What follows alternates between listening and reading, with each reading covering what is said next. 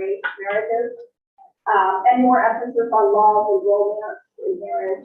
And there's a lot of literature on these sort of global changes in marriage coming out of the work of sociologists, Giddens, and then anthropologists who have tracked these changes in different societies around the world. We also see globally more women entering higher education, entering the workforce and working for pay.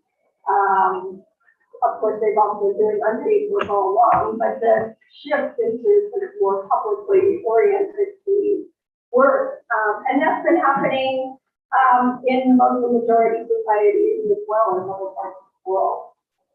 In Muslim majority societies, there are also important reforms that have happened to the religious judiciary in recent years.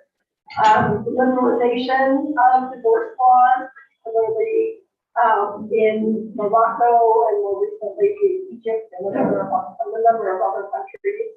A shift to either allowing women judges or having more women judges on the bench. Gender sensitivity training and focus on improving women's access to the courts, as well as the access of poorer groups of people. And these changes have often been driven by human rights activists and women activists as well. Now, what's interesting about Indonesia is, and I'll talk about it a little bit, the institutionalization of Muslim family law in Indonesia is relatively recent compared to most other majority Muslim societies. So I think that makes it a very interesting place to examine how these kinds of globally driven changes in marriage and gender are playing out here in Indonesia. So the other thing that makes Indonesia very interesting is that if we look at the history of divorce in Indonesia, it's quite fascinating. In the first half of the 20th century, Indonesia had some of the world's highest divorce rates. But then that trend reversed very sharply in the second half of the 20th century. So basically after 1950, the divorce rate began to drop, and it dropped very sharply through the 1980s and 1990s. Now, why did that happen? Demographers argue that it was largely due to the decline in arranged marriage. Arranged marriages tend to be more unstable, partly because people are often marrying at a very young age. Similarly, rising age at marriage more generally, people who marry at an older age are more likely to stay married, and higher educational attainment as well. And around the world, that's usually correlated with more stable marriages. By the end of the 20th century, divorce had actually become stigmatized for middle class women. It was still relatively prevalent particularly among the lower classes of Indonesia, but for the growing middle class at this time, it became much more taboo. And there was also increased state regulation of marriage toward the end of the 20th century. We saw the passing of the landmark 1974 marriage law, which governs all marriage and divorce across archipelago. And then more recently, the Compilation of Islam, which is essentially the Muslim marriage law, and I'll talk about that more in just a moment, coming out in 1991 to govern Muslim marriages and divorces. Now, the divorce rates began rising again, starting right around the year 2000. The Indonesian government doesn't release a lot of sort of overall statistics about the prevalence of divorce. You sort of have to find them from different sources, different studies, and different government units seem to have different numbers.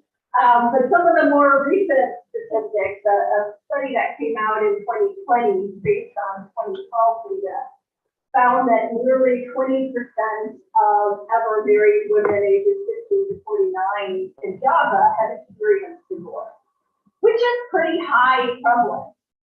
That means that, 1 out of 5 women, if you're talking to a woman in that age group, has experienced it. So that means, it's become a very common experience for women.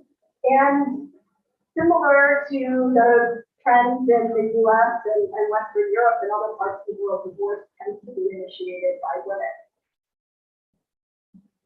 So the questions that I wanted to explore in this study were really about how are Muslim Indonesian women experiencing and negotiating divorce in the context of this recent institutionalization of Muslim family law, and what do their experiences tell us about changes in marriage and gender relations more generally.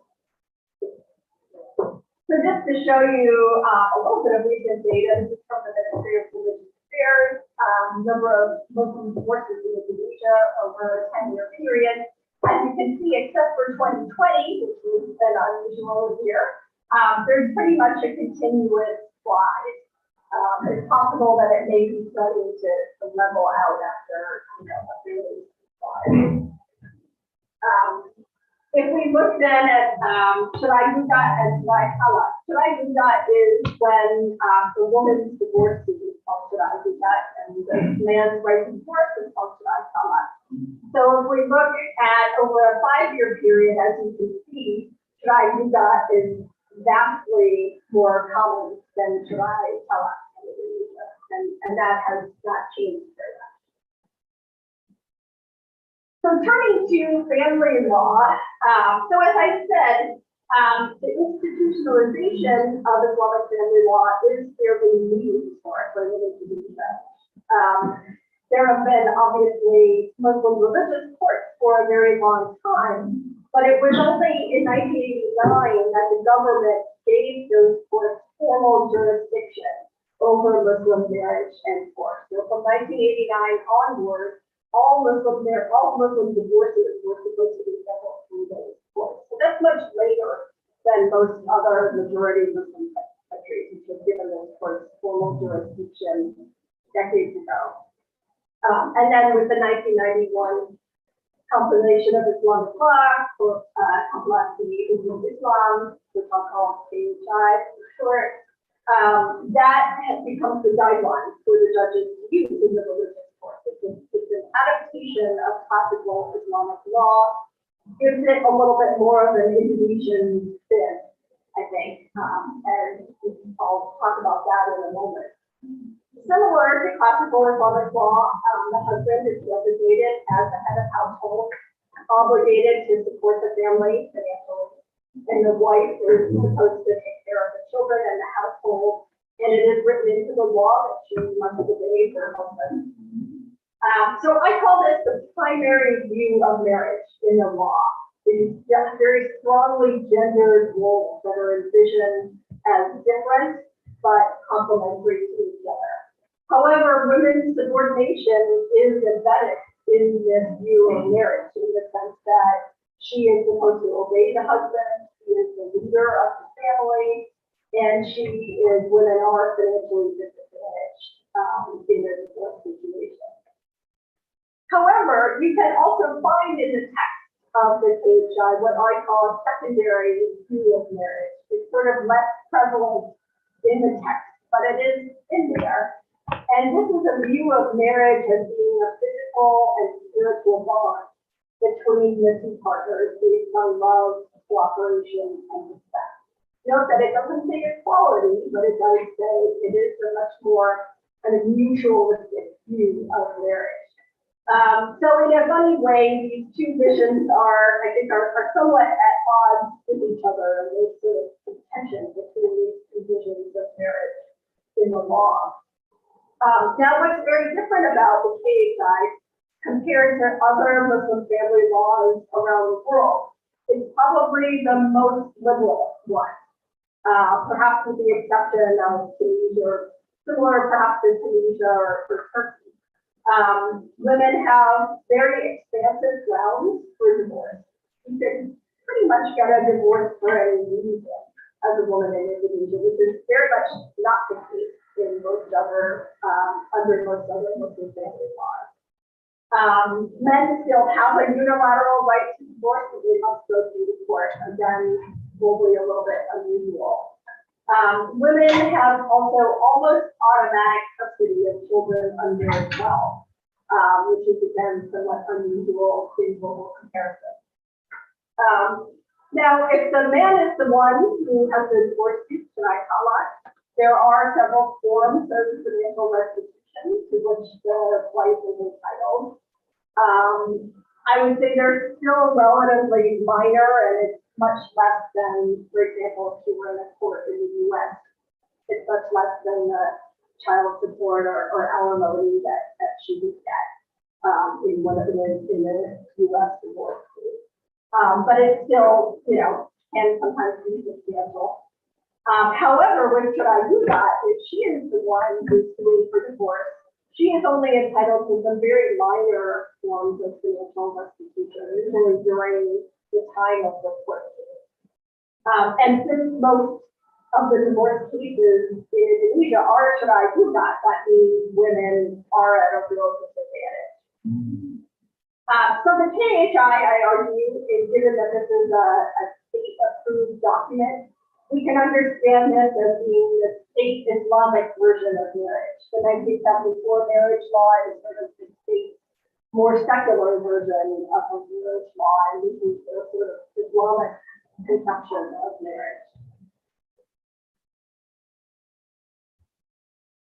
So just, I won't say too much about my methods, but because I'll answer questions about them. This was part of a larger collaborative study with my colleagues, Stefan Lisa and Nina Nervila. So what I'll be talking about today are the in-depth interviews that I conducted with divorced women mostly in Malawi and a few in the Northern area.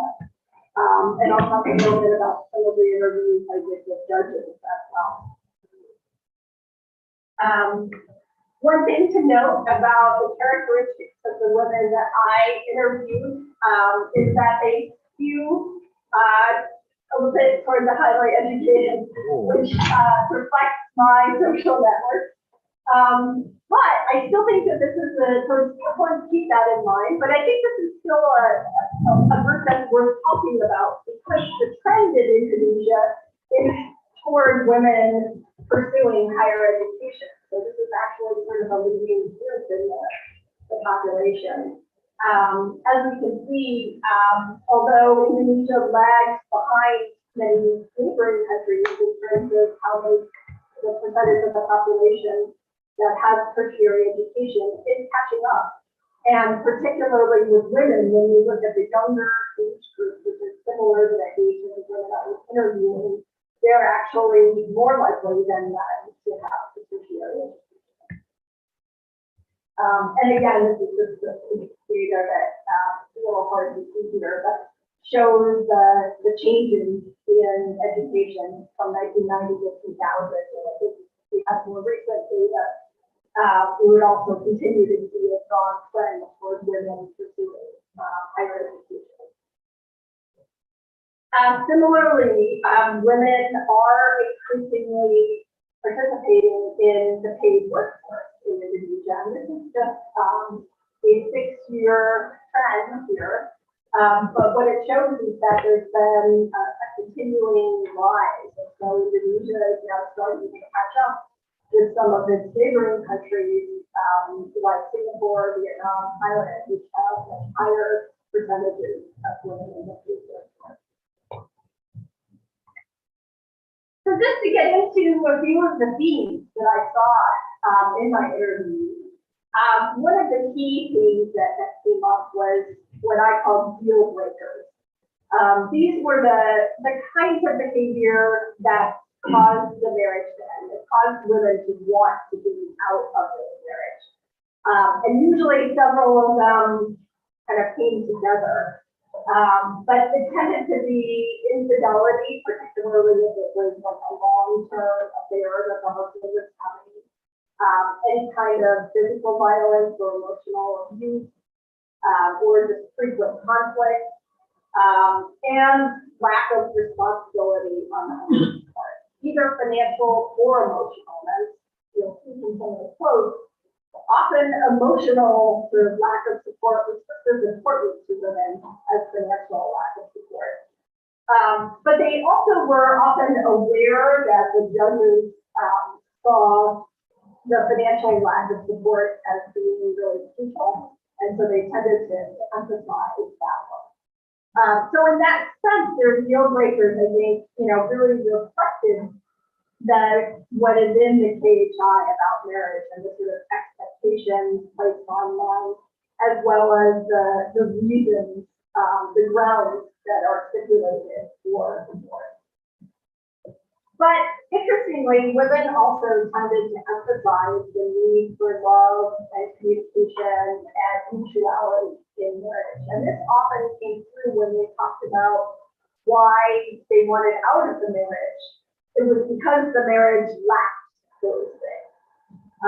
And so that was often very important to them. And so in that sense, their narratives really echo that secondary vision of marriage, the more companionate, mutual vision of marriage that you can also find within the KHI. So for example, a woman I'll call Tia, she's a teacher, she's a university graduate with one child. Her husband lost his job and felt threatened by her higher salary. This was a common scenario in the interviews, and there's decades of feminist research in the United States that finds that when a woman earns more than her husband, she often feels a sense that his masculinity is threatened and reacts by often sort of making the marriage less equal.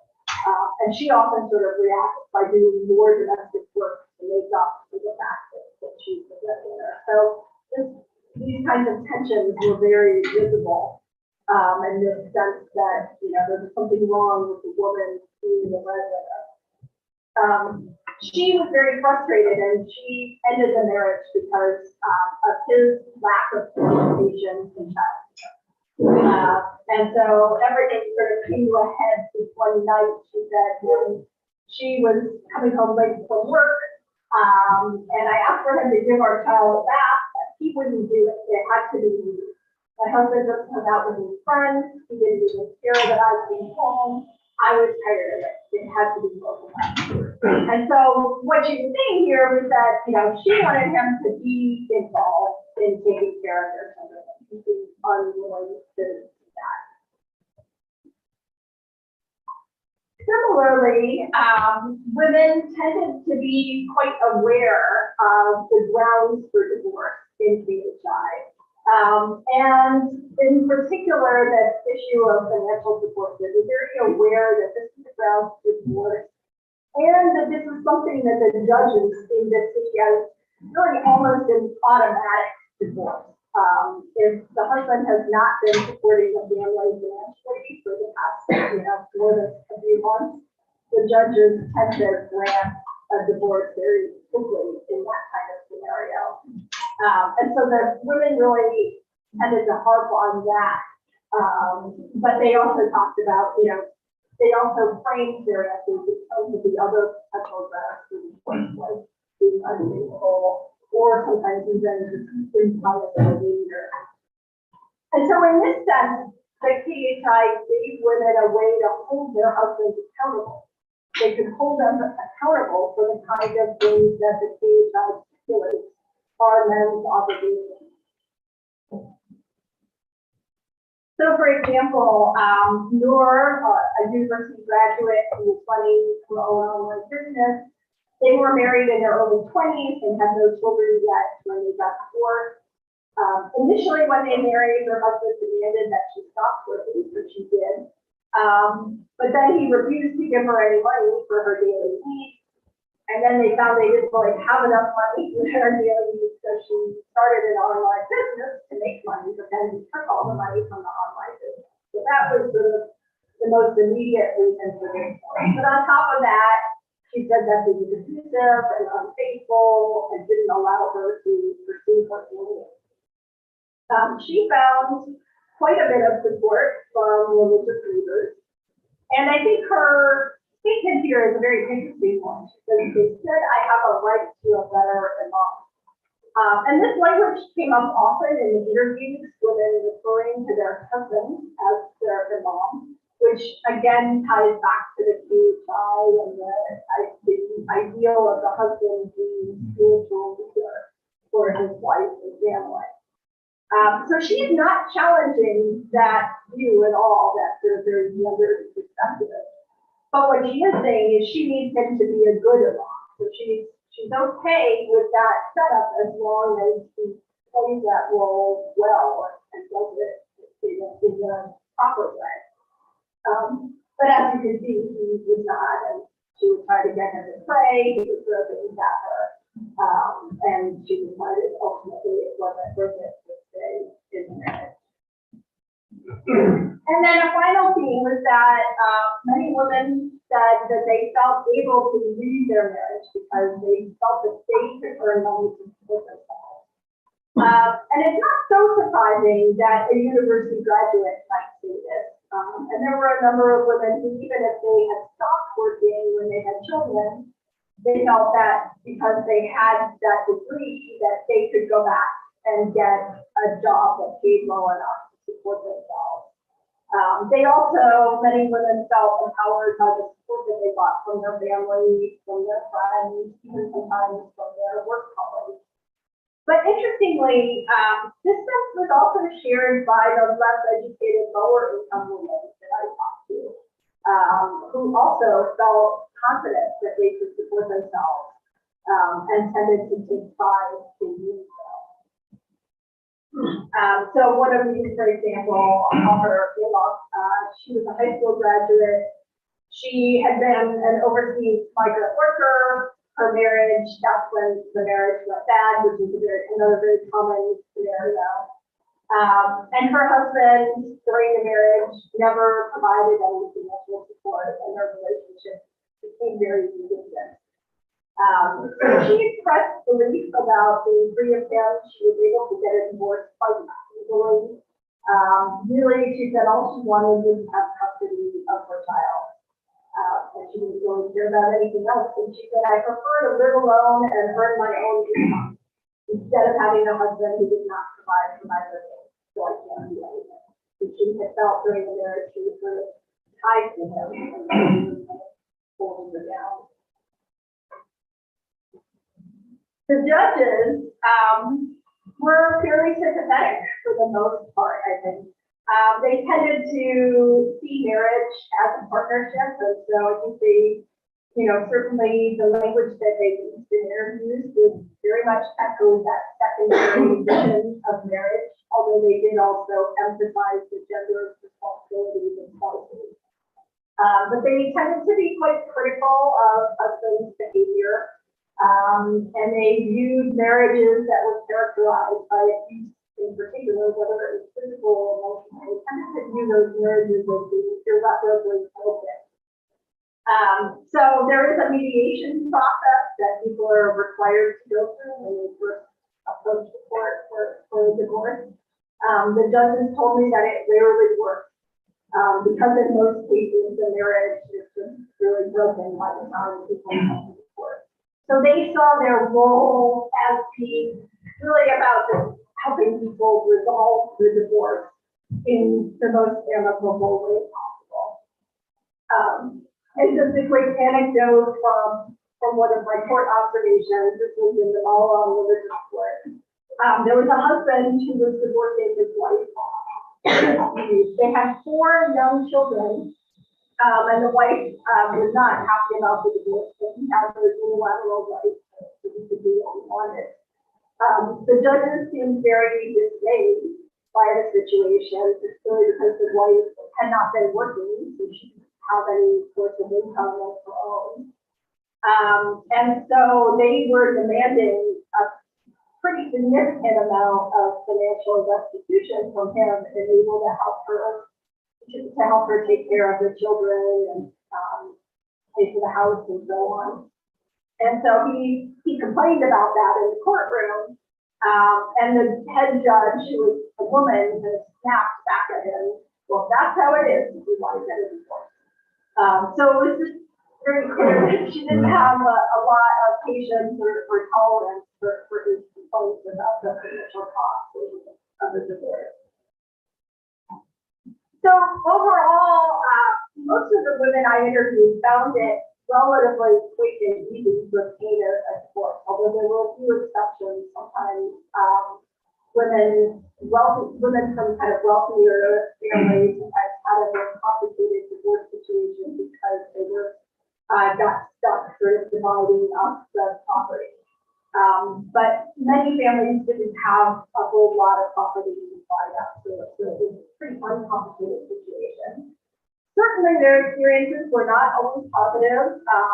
Most women who were the ones who were divorced, whose husbands saw the divorce, never got the financial restitution that they were entitled to. So there's kind of very little mechanism to enforce that. And then those who had sought a divorce also usually did not get any of the financial support that they were entitled to during that process. Often they were, financially disadvantaged in the years following the divorce, sometimes having to move back in with their family. Most women were aware of these kinds of issues before taking a divorce, and it did not dissuade them. They were, I think, surprisingly knowledgeable about their rights under Islamic law. And about the KHI. And I think this is coming, they're getting information about this from media, but often through their friends. And I think this relates back to the prevalence of divorce that I mentioned in the beginning. Many women, when I asked them how they found out, how they got advice about navigating the process, they said, oh, well, my friend or my sister or my aunt got divorced and they gave me advice about how to go through the process. Now, as those quotes indicate, I think women, for the most part, did not challenge the gendered view of marriage in the KHI. So they weren't challenging the fact that they are tasked with the domestic sphere in the family, or that the husband is expected to be supporting the family financially or emotionally. But they did express aspirations for a marriage that's based on mutual respect and love and companionship. And the judges were certainly sympathetic to that aspiration. And so I think this suggests that there has been an important shift in marriage ideals, particularly among women. And also the fact that more women have achieved at least a high school education and more are achieving a university education means that they have the financial independence to be able to act on those ideals, which their mothers and grandmothers probably were not able to do. And so just some final thoughts then about Islamic family law and women's empowerment. I think it's clear that the KHI is giving women a means to exit marriages. This is similar to the Leilani findings. She's also studied this extensively. She found that women use the courts for divorce because they know that they could get the rights, especially the rights to custody. And so I found that was very similar. The courts were giving women this kind of clear path to get out of the marriage and to have custody of their children. And that seemed to be the main thing they wanted. So there's a very interesting paradox, I think, that this Islamic legal system and the Islamic law in Indonesia have this emphasis on husband's obligations. And in that sense, they are very much promoting the traditional division of labor in the family. But it is exactly this stipulation that also gives women a way to hold their husbands accountable. And so that means that while the Islamic legal system is, on the one hand, reinforcing the conventional gender expectations, on the other hand, it's also facilitating women's exit from marriage, which may ultimately challenge traditional gender expectations. So I see this as an unintended consequence, using the concept of knowledge is working about how institutions and policies often have consequences that weren't sort of thought about when people design those institutions and policies, but they sort of play out in these unexpected ways. And so this is a religious system that has embedded in it a gendered vision of marriage. And yet it can also accommodate women's increasing aspirations for more fulfilling marriages. And women, I think, are seizing on the opportunities in this legal system to exit those marriages. And that's why we see this increasing trend in women becoming aware of how to exit marriages. They have a higher aspiration of what their marriage should be like. And they are more able to leave the marriages because they have the ability to get jobs to support themselves. So those two things are coming together. And so ultimately, I think this may have long-term implications making women perhaps somewhat more independent of marriage, more able to choose the kind of marriage they want and seek out partners, that they find more fulfilling. And that certainly means that there are broadly changing understandings of marriage happening in Indonesia. I think moving away from a sort of more traditional understanding of marriage to one that's much more about mutual fulfillment. I think I'll stop there.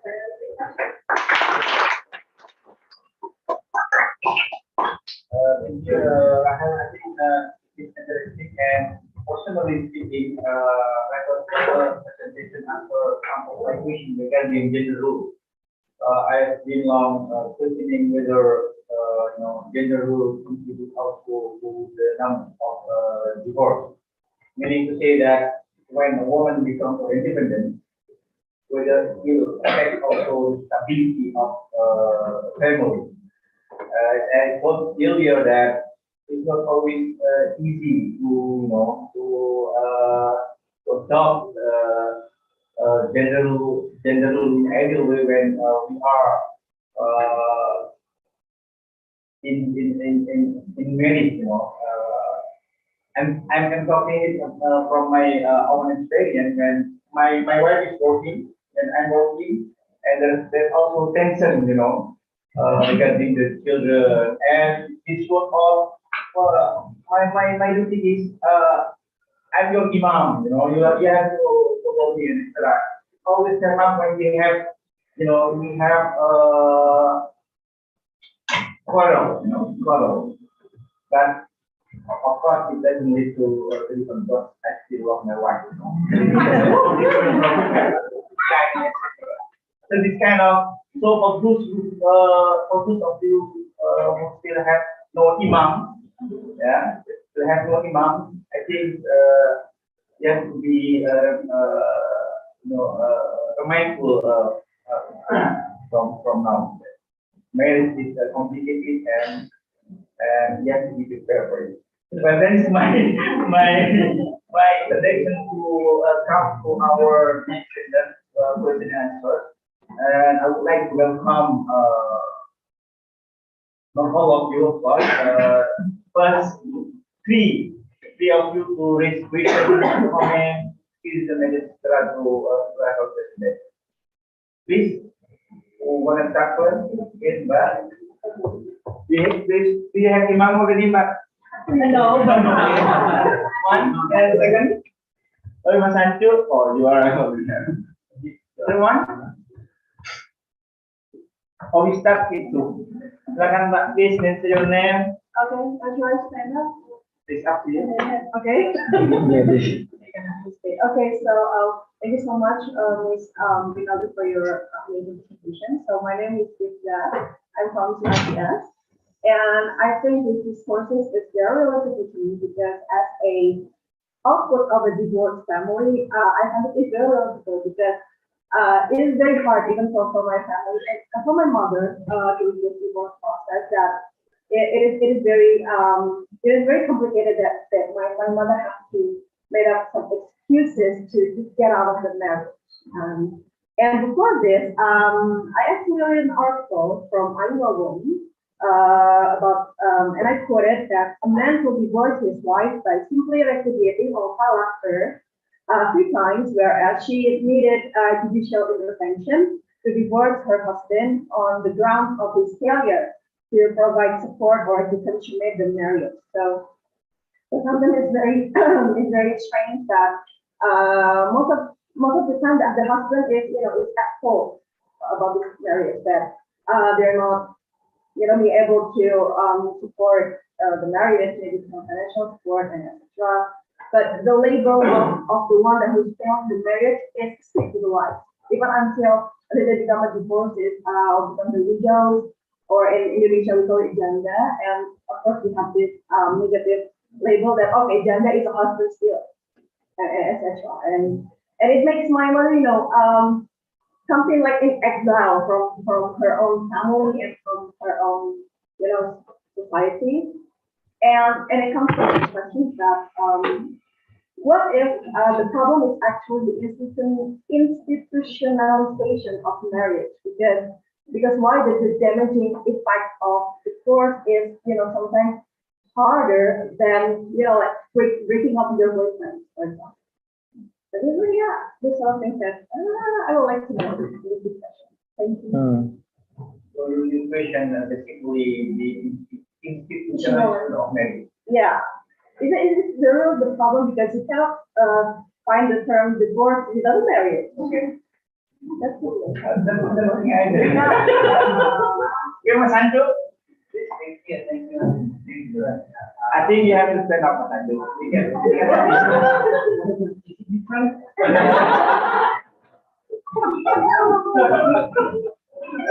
Thank you very much. I was just wondering actually, if you said you found out or observed that this complicated from the women's perspective in understanding of their idea of marriage their ideal.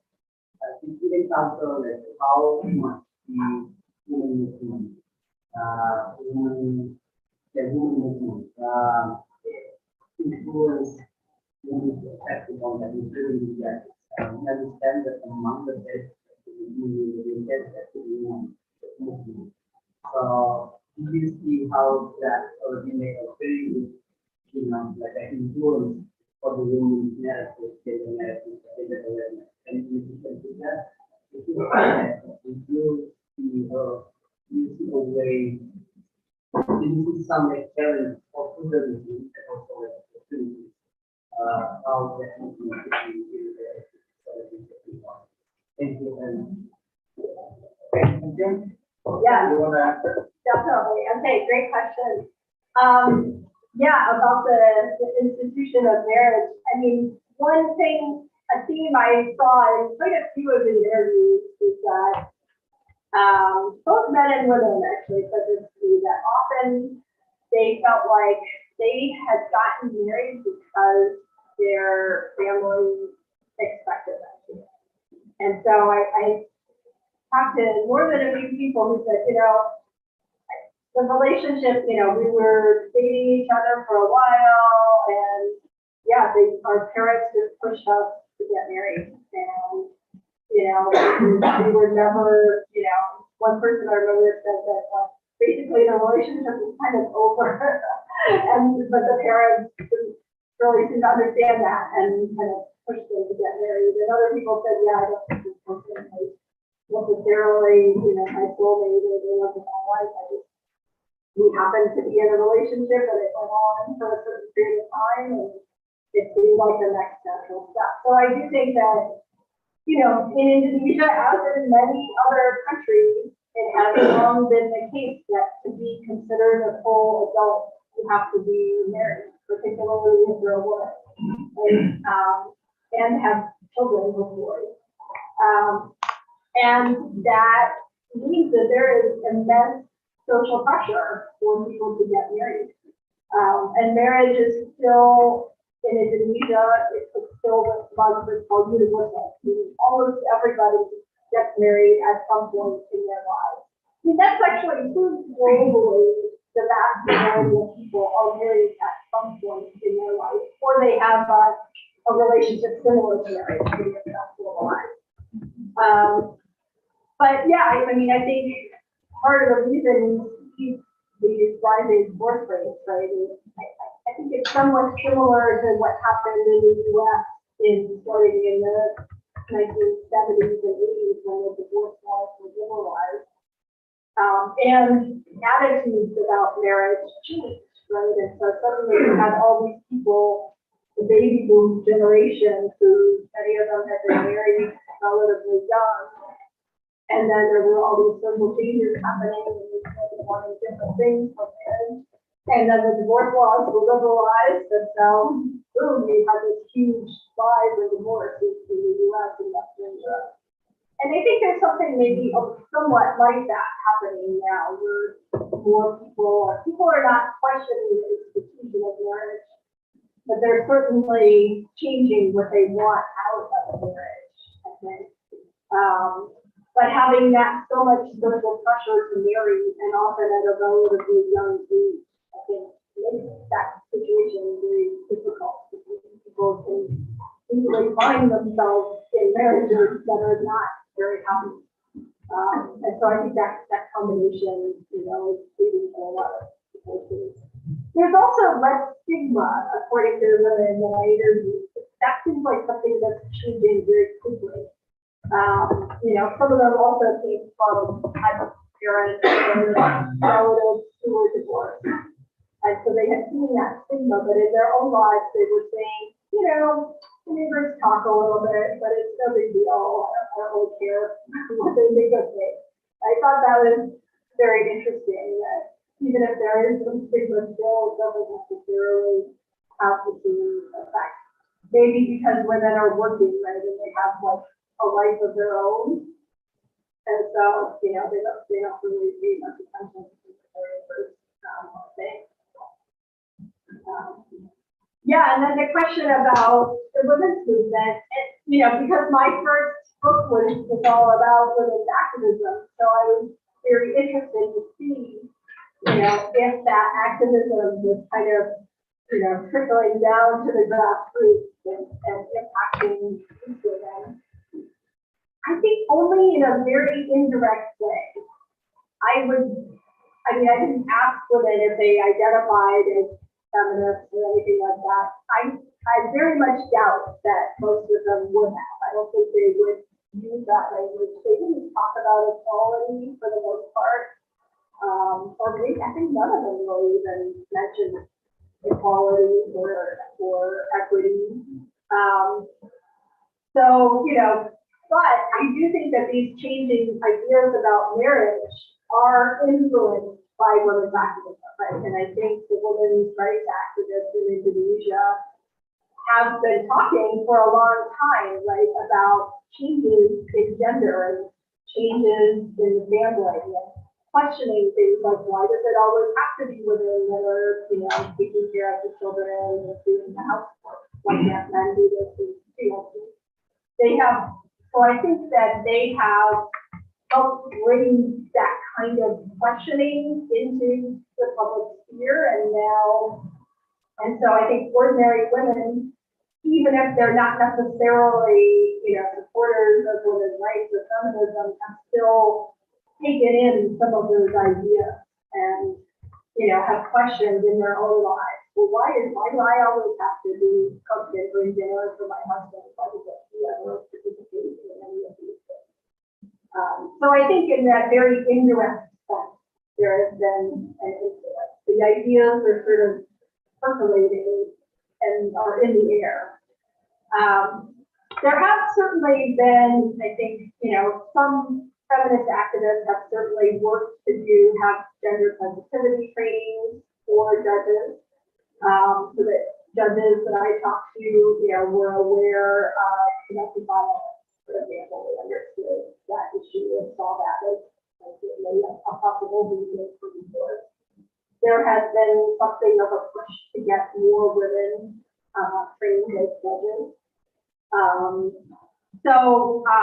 But I think those changes are fairly minor, right? Because they don't address this vision of marriage, the primary vision that is still very strongly gendered and still disadvantages women. I so I think that is something, I'm sure it's already something that women's rights activists have thought about. So it seems like that might be the next item for their agenda, right? And there have been efforts, certainly. I mean, the counter legal draft that came out about 2 years ago now, like, was an attempt to rewrite the marriage laws and make them much more egalitarian, still with an Islamic framing, but an egalitarian one. So it can be done. But that, unfortunately, that was shelved and it's never been brought out again. And it seems like perhaps now, as divorce continues to rise and women are still disadvantaged in marriage or divorce, could be a good time to revive that effort.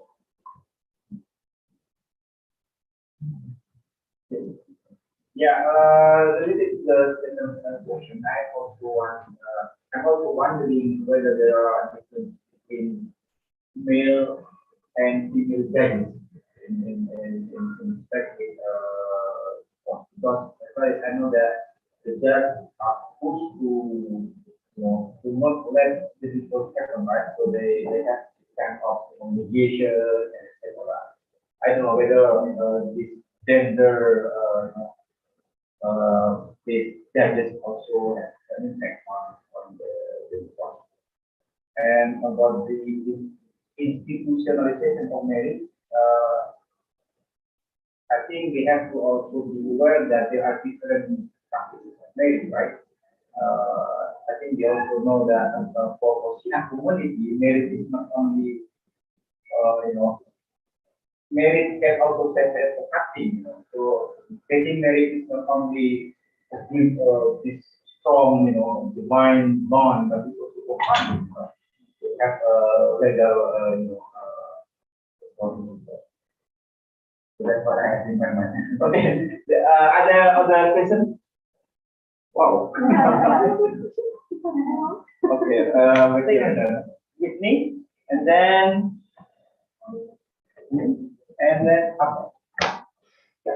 we go to This is difficult to discuss. Any data on population? I'm thinking of like sort of the United Nations number that they really want to reduce population, then take on that. Actually, available. So I wonder if there's sort of negative correlation with the rise in divorce.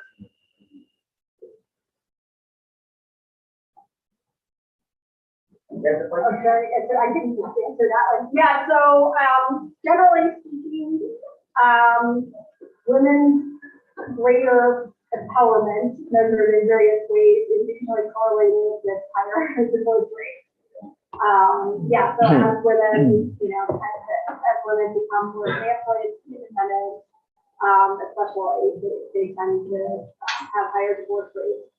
But it sort of stops at a certain point because in the last 20 years, the trend in Western countries has been that women who are the most highly educated have lower divorce rates. So it's like divorce rises with like a certain level of empowerment and then kind of plateaus. I was thinking about the population growth. There's a negative growth. Oh, yeah, that I don't know. I'll have to look that up. okay, next. Bye.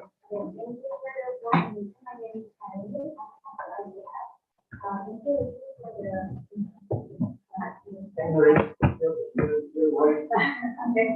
So, as you know, your presentation and the hiring of before the marriage community, so when people less get married, they divorce, and this kind of empowerment, like women become more independent and more able and sometimes women like that are the kids that they to promote wanting to get married.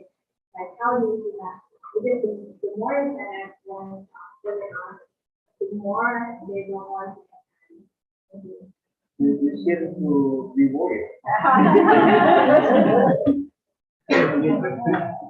Yeah, I mean, certainly that's often sort of the backlash, right? And that we hear that, yeah, that's the critics, right? The critics of feminism, the anti-feminists, who say, yeah, we don't want women to be independent because then they won't get married, we want more children, the society will fall apart, right?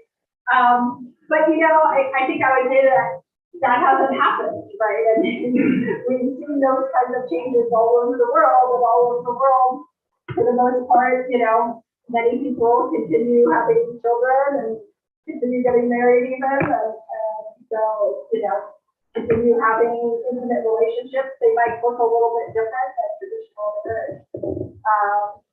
And I think women, one answer to the critics as well is that when you have women being certainly more financially independent, more working in public life, there are all sorts of correlations with higher levels of democracy in the country, higher GDP. So it tends to be good economically for the country, which is, generally speaking, good place to live. Now, certainly, I think, yeah, in certain ways, right, when women become more critical of marriage, you do see, women tending to marry at later ages, right, and changes like that, having fewer children. That's already happened in Indonesia a long time ago. But so if you look at the data on Thailand, Taiwan, Korea, Japan, like you see people marrying at later ages, having smaller numbers of children.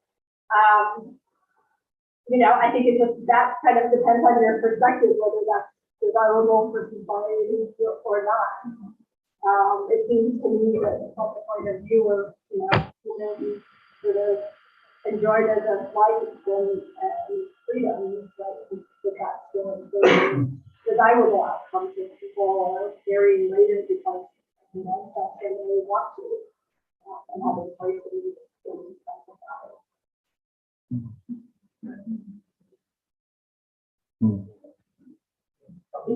Okay, thank you very much.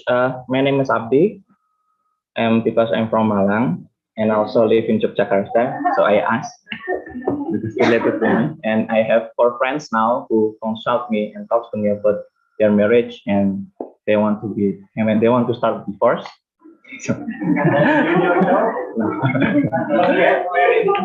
And then, before I go to that, could we see the data for your data about the marriage from 2011 and 2021? Sorry. Before. I think for me it is very interesting when I see this kind of data. First, you have your research on 2016 up to 2018, if I'm not mistaken. And then we see in 2019, the number is rise 439, and also drop in 2000 and 2021. So I question there are many things that make the divorce in your research. What kind of like the 3 main aspect that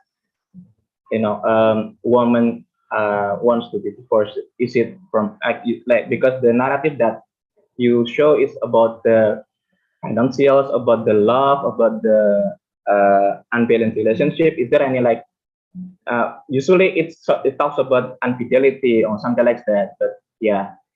So yeah, That's the first question actually. So yeah. I wonder because the number in 2020, because the start of COVID is dropped. So I question, is there any relation, because the data is usually so that because of the COVID, the number of the divorce is high. So I wonder if the 2020, because women couldn't go to the court, so they didn't report it, but they reported in the year after. I wonder like that, but that's my guess. But I just wonder if, and also I remember that you also research about how women in COVID, if I'm not mistaken. So I want to see the relation of that, your research about that. If women become more financially independent, is it become, yeah, the number in 2022, we will see, is it any higher number, something like that. That's the first question. And my second question is actually, because four of my friends who divorced, I asked, where did you get the idea to divorce? And they said to me like, from sinetron. And then I wonder because it started in 2016 and 2018, and I tried to, I mean, research about the sinetron and the film. I mean, during the 2020 and up to now, there is significant theme of divorces, the woman who still divorces in the serial of MKF. If you familiar with the MKF, who menangis, that kind of sinetron. I mean, the running sinetron. So we have like a day, like a three shows talks about women who divorced by infidelity husband, something like that, and become a more success because she divorced and something like that. Is yeah. I wonder if those kind of women access media could affect that, or does like, yeah, the question that always come up by the academician in communication, like does media mold or mirror society, something like that. Okay, thank you very much. Okay, so the first question, yes. I think all over the world, anecdotally, right, there's been a big boom in divorce since the pandemic. I think, reflecting just the stress that people have been under. I've seen it with some of my friends, ending like long-time marriages, due to the stresses that happened during the pandemic, or just people sort of wanting to change their lives a lot. So I think in 2020 it was hard for people to access courts, and things were closed for a long time, and so then things started to open up in 2021, and I expect that I think it'll take a few years probably to play out fully, but yeah, I think that will be happening. One thing, it's a little hard to see here, I just listed out the reasons that women talked about for their divorce. And most women gave multiple reasons for women, so we don't have exactly. But as you can see, infidelity was number one, the most common. And then after that, violence or abuse, just sort of not getting along, was really hard, financial problems. And another common one was that lack of responsibility on the person's part.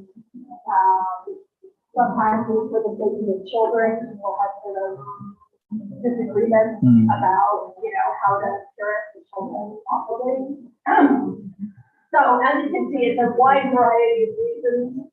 I would guess that you would find, anywhere in the world that you went, if you talk to people who got divorced, you would find pretty much the things that you did here. But so the question about, sorry, what was the second question? About how the media affect women to choose. I don't study communications, but I tend to think more that the media mirror what's going on in society already, right? I mean, synagogues are written by people, and those people are affected by what's going on around them. So, it seems to me that if we're seeing divorce appear or marriage, and marital problems appear as a theme on synagogues, and that's probably reflecting, what's going on in the virtual group with the people writing the synagogue and what they think will resonate with their audience. So I think, that's a window into how, that this is a very common experience with One officer told me that in one of the area in Italy, one of the factors that in the higher number of divorces is also one. Yeah. Interesting.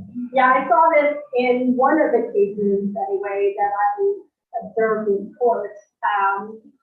The husband and wife were really in like bad conflict with each other, and it started with her use of a cell phone. And she got really kind of addicted to talking to her friends on social media, and she Cell did it phone. late at night because that was her only free time. But he was really annoyed that she was, on the phone talking to people late at night, and he became convinced that she was talking to strange men. Mm. She said that she was just talking to her friends, some of whom happened to be men. So, it was, who knows, right? I'm not able to figure out, what the truths of these situations are, but it's the narrative that I'm interested in. And so, yeah, I think the cell phone kind of triggered a period of conflict, and then they just were not able to trust each other after that. And so the judge in that case ruled that they were kind of dealing with irreconcilable conflict and disharmony, and granted the divorce. Okay, is there any other questions? Okay, I got one more question. So, how significant is prenuptial marriage agreement to prevent divorce and provide safety net for both men and women's time? Mm. I didn't ask Good about question. that, so I don't really have that much data on it. But, it was not, never really came up in the interview. And I would guess that if it was significant, it would have come up.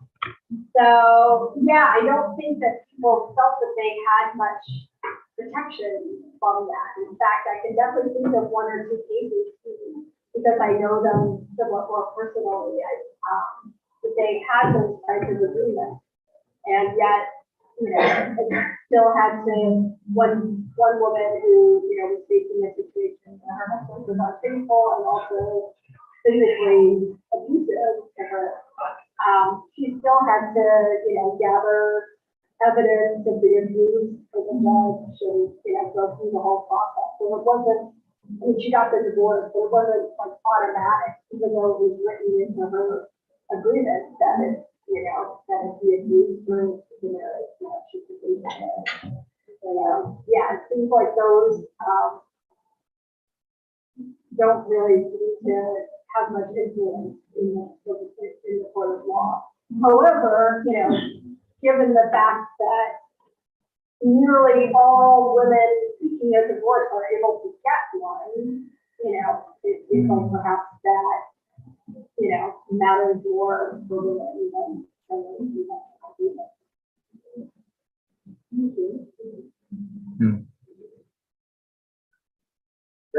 Okay, Mas Jo. Yes, thank you. We don't need to stand up.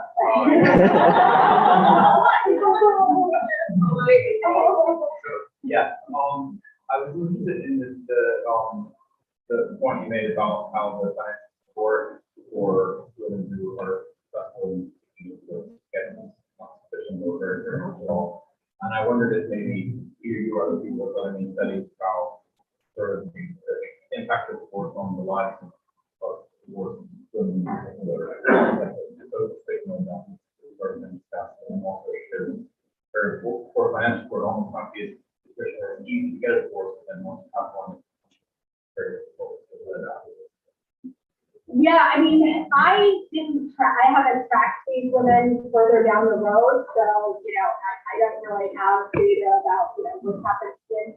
But they were, some of them were still going through the process, some of them were recent divorces, and some of the divorces had happened quite a while ago, like 10, 15 years ago. So, yeah, I mean, anecdotally, it didn't seem to have as big an impact as I would have expected. It seemed like the financial impact was in the first year or two immediately following the divorce when, they were no longer living in the house that they shared with their husband and no longer suddenly did not have the income. And so in that situation, a lot of women did move back in with their parents. That seems to be one of the most common things that happens. But several that I talked to, had already moved that back out again, right? And so a few years later, we're back on the financial aid. Or they were sort of, their parents really willing to support them for an indeterminate amount of time. So yeah, I think that would be interesting. I don't know of anyone that sort of studied, the longer term consequences. I mean, certainly we know, from studies in the United States, right, that that's a big contributor to the fact that the majority of people living in poverty are women, right, and single mothers in particular. I think there's certainly been something of a feminization of poverty here too. But I don't think there's been a ton of sort of dramatic research on that. One last question before we go. No? Okay. Thank you, Rachel. I think we should be both there.